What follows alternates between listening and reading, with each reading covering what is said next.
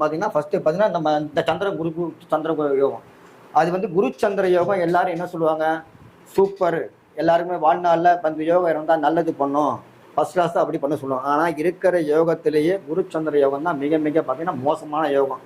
அது என்னென்னலாம் எங்கெங்க இருந்தால் என்னென்ன பண்ணணும் ஃபர்ஸ்ட் நான் பார்த்துடலாம்.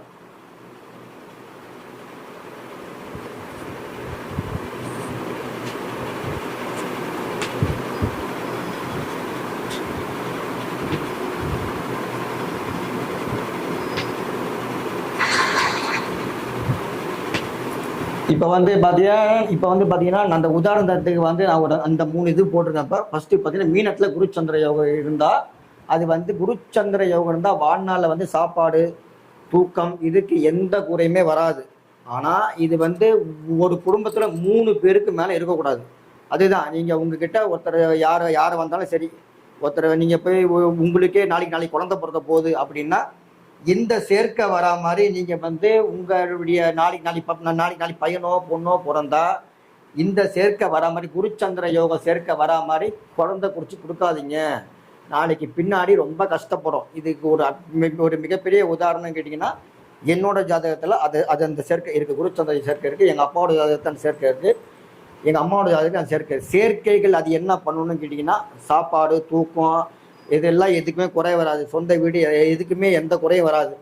ஆனால் இது என்ன பண்ணுன்னு கேட்டீங்கன்னா நாளைக்கு வம்சத்தை ஸ்டாப் பண்ணிடும்.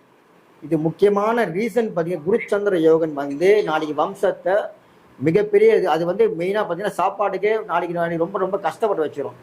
இது வந்து உங்கள் ஜாதகத்தில் இது வந்து உங்களுக்கு விதிகள் கரெக்டாக இருக்கா அப்ளை பண்ணிவிட்டு நீங்கள் சொல்லுங்கள். அதே மாதிரி நீங்கள் என்ன பரிகாரம் பண்ணாலும், சார் நான் ஏகப்பட்ட கோயில் பரிகாரம் பண்ணிட்டேன் சார், எல்லா தான தர்மம் எல்லாம் பண்ணிட்டேன் சார், ஆனால் எந்த ஒரு முன்னேற்றமும் எனக்கு இல்லை அப்படின்னு தான் இது இந்த சேர்க்கை சொல்லும்.